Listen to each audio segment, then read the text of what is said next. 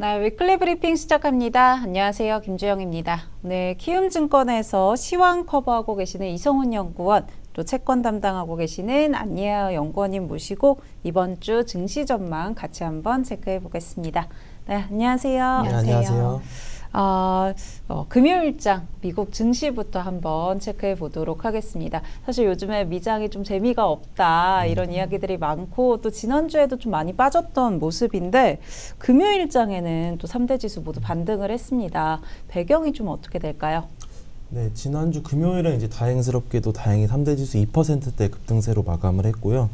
이제 배경으로는 이제 주요 빅테크들이 실적 발표가 거의 대부분 마무리가 되었는데 주요 빅테크들이 이제 자본 지출을 거의 이제 올해만 하더라도 6천억 달러 지출할 것이다라고 이제 추산이 되는 과정 속에서 엔비디아가 이제 7, 8%대 급등을 하면서 네. 시장의 상승을 주도를 했습니다.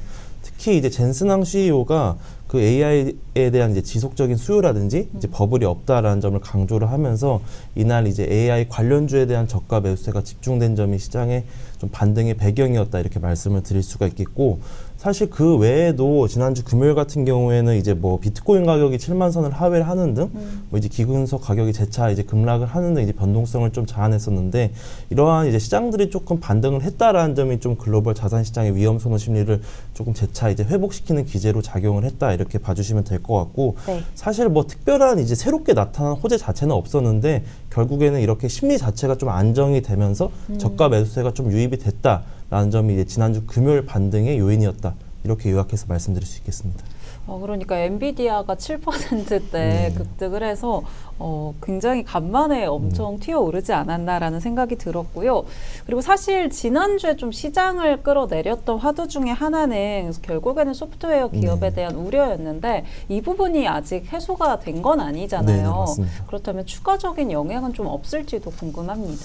네, 일단 노이즈는 좀 지속이 될 것이다라고 보고 있어요. 일단 그 연초 들어서 미국 소프트웨어 업체들의 주가가 부진하는 게 된 배경은 이제 크게 두 가지로 네. 말씀을 드릴 수가 있을 것 같은데요. 그 트리거는 사실 저희가 이제 빅테크 기업들이 실적을 발표를 하면서 그 마이크로소프트가 이제 호실적은 물론 이제 발표를 했음에도 네. 그 주요 이제 클라우드 컴퓨팅 서비스인 이제 애저의 분기 매출 성장률이 전분기 대비 좀 소폭을 둔화를 하면서 이 AI에 대한 캐펙스는 이렇게 막대한 규모로 투자를 함에도 불구하고 여전히 저희가 이제 지속적으로 우려를 하고 있었던 AI 수익화가 지연이 되고 있지 않냐라는 부분들이 조금 이 AI 소프트웨어 업체들에 대한 투자 심리를 좀 위축시키는 요인으로 조금 발전을 하게 되었고, 네. 그 이후에 이제 발표된 알파벳이나 뭐 아마존 같은 경우에도 당연히 이제 그 AI에 대한 자본 지출은 이제 계속 늘리고 있는데 그 부분이 이제 더 이상 시장에서는 이제 호재로 인식이 되지 않고 오히려 이제 비용 부담에 대한 우려를 더 증폭시키는 요인으로 작용을 하면서 계속 이제 미국 소프트웨어 업체들의 주가를 좀 부진하게 된 요인 중 하나였다 이렇게 말씀을 드릴 수가 있겠고, 두 번째 같은 경우에는 이제 지난주에도 계속 나왔다시피 그 AI 기업이 이제 엔트로픽이 그 네. 클로드 이제 코워크라는 AI 자동화 도구를 이제 출시를 했는데 이러한 부분들이 사실 그 저희가 알고 있는 전통적인 소프트웨어 업체들의 수익 모델을 좀 잠식할 것이지 않냐라는 좀 우려를 좀 불러일으키면서 그 소프트웨어 업체에 대한 그 투자 심리를 좀 위축시키는 두 번째 요인이었다 이렇게 말씀을 드릴 수가 있겠습니다. 그래서 결국 올해부터는 AI 기업들이 단순히 이제 AI 사업을 한다라는 것만으로 이제 주가가 상승하기에는 이제 그러한 이제 기간이 이제 끝났다 이렇게 말씀을 드릴 수가 있겠고, AI 기업 내에서도 사실 옥석 가리기가 굉장히 이제 활발하게 나타날 수 있고 그러한 관점에서 봤을 때는 소프트웨어 업체들의 이러한 노이즈는 지속이 될 것이다라고 보고 있고요. 네. 저희가 이제 투자 관점에서 AI 기업들을 살펴본다라고 하면은 여전히 이렇게 이제 투자를 하는 기업들보다는 그 메모리 반도체나 전력과 같이 이제 투자를 받는 기업들이 사실 실적 가능성이 더 높기 때문에 이러한 업체들에 더 이제 주목을 해야 될 필요가 있다 이렇게 말씀드릴 수 있겠습니다. 그럼 이번 주 시장 전망은 좀 어떻게 보고 계실까요? 근데 사실 지난주 금요일 미국 증시가 이제 반등을 하긴 했지만 네. 이번 주에도 사실 어느 정도의 변동성은 좀 염두에 둬야 되지 않나 이렇게 보고 있습니다. 일단은 하이퍼스케일러사 업체들이 이제 대규모 캐펙스에 따른 수익성 우려가 아직 완전히 해소된 것은 아니기 때문에 네. 이번 주에도 이제 뭐 주요 반도체 장비 업체라든지 아니면 소프트웨어 업체의 실적 발표에 따라 이런 이제 기술주에 대한 투자 심리가 조금 요동칠 가능성이 있다라고 보고 있고요. 그리고 이번 주에는 조금 이례적으로 그 셧다운 여파로 인해서 고용 지표랑 CPI 지표가 이제 한 주에 전부 다 나오게 됩니다. 네. 그러다 보니까는 사실 최근에 이제 케빈 워시가 차기 연준 의장으로 지명이 되면서 통화 정책에 대한 민감도가 이제 재차 좀 높아지고 있는데 지표를 전후로 사실 주 후반으로 갈수록 이러한 그 지표, 그 비농업 고용이라든지 CPI에 대한 경계감이 좀 높아지면서 주 후반부터는 미국 증시가 재차 이제 변동성이 높아질 가능성이 높다 이렇게 판단을 하고 있습니다. 아무래도 이번 주도 변동성 장세가 좀 이어질 거다라고 보고 계신 것 같고요. 여러 가지 지표들 나오는 부분들도 잘 체크를 해봐야 될 것 같습니다. 그럼 이어서는 환율도 한번 살펴보도록 하겠습니다. 시장도 참 변동성이 많은데 환율도 계속해서 롤러코스터를 타는 것 같습니다. 이런 변동성 환율도 좀 지속이 될까요? 좀 그럴 가능성이 높아 보입니다. 최근에 달러 환율이 1,420원 선까지 떨어졌다가 다시 지난주에 1,460원 선까지 올라섰고 그 부분들의 배경은 뭐 가장 크게 대외 요인이 큰 것 같습니다. 달러화가 지난주에 좀 강세를 보였는데 그 흐름을 생각을 해보면 뭐 차기 연준 의장이 지목되면서 그 의장이 뭐 조기 QT를 할 수 있다 이런 얘기들이 나오면서 위험자산 선호 심리가 위축이 되었고 그에 따른 이제 안전자산 선호로 달러가 좀 강세를 보였던 부분들이 있었고 그런 흐름들이 이제 우리나라 달러 환율에도 상승 압력을 가했던 부분들로 작용을 했는데 지금 연말 연초 계속해서 왔다 갔다 하고 있습니다. 왔다 갔다 하고 그래도 상단이 조금은 제약되고 있는 그런 흐름에는 정부의 정책이 약간의 영향을 미치고 있는데 뭐 연기금들의 국내 이제 비중을 좀 확대한다는 그런 포지션이라든지 정부의 뭐 해외 주식, 뭐 투자자산 국내 환류 유도라든지 이런 부분들이 좀 환율의 상승 압력을 좀 제약시키고 있는 그런 상황이긴 한데 기업들의 뭐 해외 투자 확대라든지 이런 기조 자체가 크게 변화하지 않는다라는 점에서는 구조적으로 환율이 상승 압력이 조금 유효하다라고 저희는 생각하고 있고 하지만 이제 뭐 정부의 정책이라든지 이런 부분들로 인해서 수시로 상방을 누르는 그런 흐름들도 있을 것 같습니다. 그래서 어떻게 보면은 중장기적으로 봤을 때는 1,400원 중반선에서 조금씩 계속해서 등락을 보이지 않을까라고 생각을 하고 있고 상반기만 놓고 봤을 때는 그래도 하락 압력이 좀 유효하다라고 생각을 하고 있는 게 뭐 2분기부터는 WGBI 편입으로 인해서 외국인 자금이 좀 유입이 될 수 있는 부분들로 인해서 환율도 좀 하락 모멘텀이 형성될 수 있다라고 생각을 하고 있습니다. 그래서 이런 정책 효과라든지 이런 부분 수급적인 요인들 이런 걸로 인해서 당분간은 1,400원 중반선에서 계속해서 왔다 갔다 하긴 하겠는데 수시로 상방 하방 리스크가 계속해서 열려 있다라는 부분들을 좀 유의하면서 투자하실 필요가 있겠습니다. 마찬가지로 변동성이 좀 있긴 하겠지만 상반기에는 그래도 하방 압력을 받아갈 수 있는 그런 모멘텀도 좀 있을 것 같다라고 이야기해 주셨고요. 근데 환율이 또 하나 변수라고 하면은 주말 사이에 이제 일본에서 중의원 총선거가 있었고 자민당이 압승을 했습니다. 국내에는 좀 어떤 영향을 미칠까요? 국내에는 일단 자민당 압승에 따라서 어떤 분위기가 흘러가냐라고 생각해 보면 글로벌 전반적으로 재정 정책이 확대되는 부분들이 같이 시류를 타면서 전반적으로 좀 금리 상승 압력을 높일 수 있는 요인이라고 생각하고 있고 지금 엔화 같은 경우도 달러엔 환율이 계속해서 상승 압력을 받는 등 이제 엔화의 약세 흐름이 지속이 된다라는 그런 흐름들 또한 좀 더 지속 가능성이 높아 보입니다. 물론 이제 일본 정부에서도 엔화 약세를 좀 주시하고 있고 그거를 개입할 수 있다라는 얘기들도 하고 있고 국채 금리가 너무 급등할 경우에 BOJ가 매입할 수 있다라는 그런 기대들도 유효하긴 한데 그 어떤 재정 확장이라는 그런 분위기 자체가 크게 변화하지 않는다라고 했을 때는 사실은 지금의 흐름들이 국내 시장에도 같이 연결을 해보면 사실 우리나라 정부도 지금 확장 재정을 통해서 성장을 이끌어 나가겠다라는 그런 정책을 취하고 있는 상황에서 우리나라도 사실은 거기에 좀 맞춰 나가는 분위기일 가능성이 높다라고 생각하고 있습니다.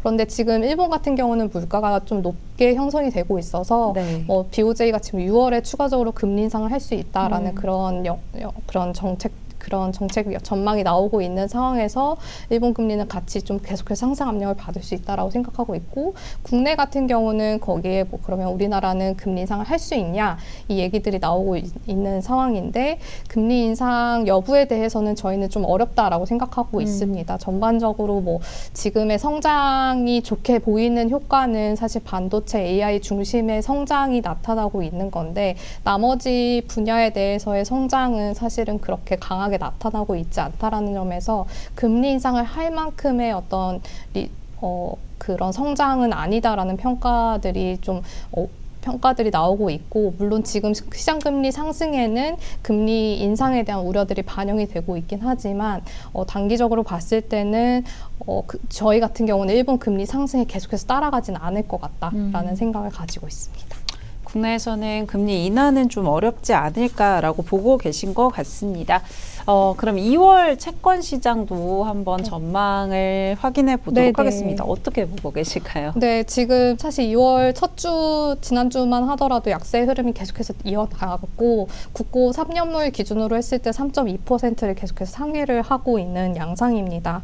지금 국내 투자 기관들의 이제 투자 심리 자체가 굉장히 위축되어 있어서 네. 선뜻 이제 다들 매수를 유입하기에는 좀 어려운 상황이다라고 보고 있는 것 같고, 그거에 대한 어떤 배경들이 크게 뭐가 있냐라고 보면은 우선 첫 번째는 한국은행의 2월 말 이제 금통위가 있는데 거기서 성장률 전망치를 좀 상향 조정할 수 있는 부분들이 있습니다. 그래서 그렇게 되면은 한국은행이 결국 인상으로 가는 것이 아니냐라는 우려들이 계속해서 남아 있을 거라고 생각하고 있고요. 네. 두 번째로는 이제 우리나라도 이제 일본과 마찬가지로 확장 재정 정책을 취하고 있는 상황에서 추경 편성 가능성이 높게 평가되고 있다라는 겁니다. 그리고 6월에 우리나라도 지방선거가 있는데 그 전에 추경이 집행될 수도 있다라는 그런 전망들이 나오면서 그 부분들이 뭐 적자 부채 발행을 하진 않겠다라고 얘기는 하고 있지만 수시로 이제 공급에 대한 부담을 높일 수 있다라는 점이 금리의 상승 요인으로 작용하고 있고, 여기에 더해서 계속해서 수시로 뭐 미국이나 일본 저희 얘기했던 것처럼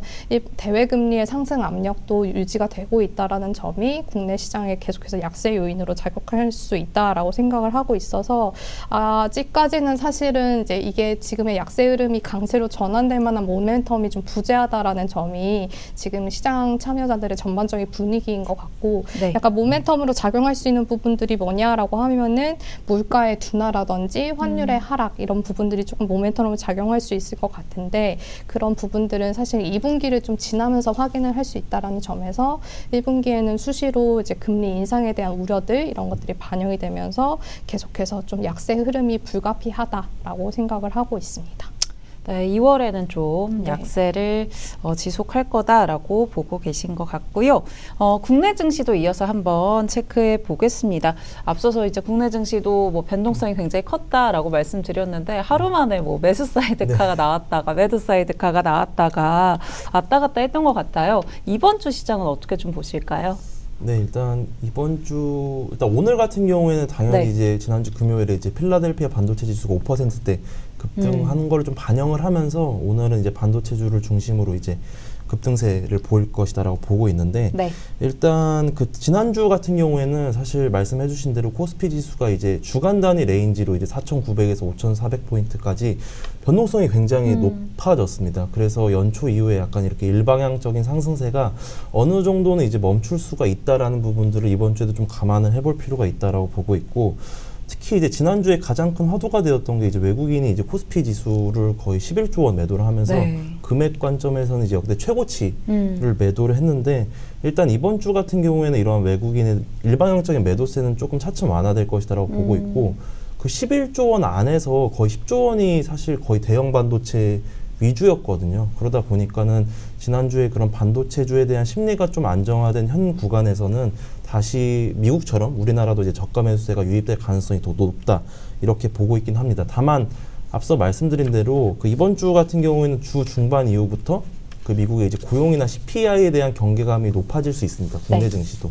그래서 주 후반으로 갈수록 약간 경계감이 높아질 것이다라고 보고 있고, 특히 우리나라 같은 경우에는 이제 다음 주에 장기 설 연휴가 이제 있기 때문에 그 연휴를 대응하기에 앞서서 현금을 조금 비중을 확보하겠다라는 심리가 분명히 이제 높아질 것이다라고 보고 있기 때문에 주 후반으로 갈수록 이제 약간 관망세가 좀 지쳐지는 장세가 되지 않을까, 이렇게 예상하고 있습니다. 대외적인 좀 이벤트도 있고, 또 다음 주 국내 아무래도 명절이 있다 보니까 주 후반에는 좀 더 쉬어가는 모습이 나타나지 않을까 보고 계시고요. 그럼 반도체 이야기 좀 해주시긴 했는데, 앞서 이야기했지만 저희가 엔비디아가 뭐 7%씩 가고 이랬는데, 결국에는 반도체 기업이 호재라는 거잖아요, 이런 투자가. 국내 기업도 그럼 주 초반에는 좀 반도체 중심으로 시장이 펼쳐진다라고 보고 계실까요? 네, 사실 반도체에 대한 주도력은 저희는 이제 상반기까지 이어질 것이다라고 보고 있고 네. 미국 이게 약간 글로벌 트렌드라는 게 약간 중요한 것 같아요. 미국 증시에서도 이제 위험 소모 심리가 개선될 때는 그 기술주 내에서도 그 소프트웨어 업체가 아닌 이 확실하게 실적이 찍힐 수 있는 이제 반도체에 대한 수급이 좀 집중되었다라는 점이 미국도 마찬가지고 당연히 그게 이제 국내 증시에도 마찬가지로 반영이 될 것이다라고 보고 있고 그 올해 국내 반도체주가 이제 연초 이후에 이제 큰 폭의 주가 상승을 보이긴 했지만 여전히 사실 이익 전망치는 상향이 되고 있습니다. 그러다 네. 보니까는 이익 상승을 주도하고 있다라는 관점에서는 저희는 여전히 조정 시 매수 관점의 대응이 유효하다라고 보고 있고 그 말씀 주신 대로 이제 지난주에 이제 빅테크 업체들의 이제 실적 발표가 어느 정도는 마무리가 됐는데 그 하이퍼 스케일러사들이 이제 AI에 대한 자본 지출을 늘리는 건 이제 그들한테는 비용 부담이 될 수가 있는데 우리 이제 메모리 반도체 업황 관점에서는 당연히 이제 실적 전망치를 상향하는 가장 강력한 근거가 될 수 있습니다. 네. 그러다 보니까 반도체주는 사실 계속 가져가야 될 필요가 있겠고 단순히 이제 삼성전자, SK 하이닉스를 넘어서 그 아래 밑단으로 갈수록 낙수 효과에 대한 수혜를 받을 수 있는 뭐 반도체 소부장까지도 좀 넓혀서 이제 투자 관점에서 바라보는 게 적절하지 않나 이렇게 생각하고 있습니다.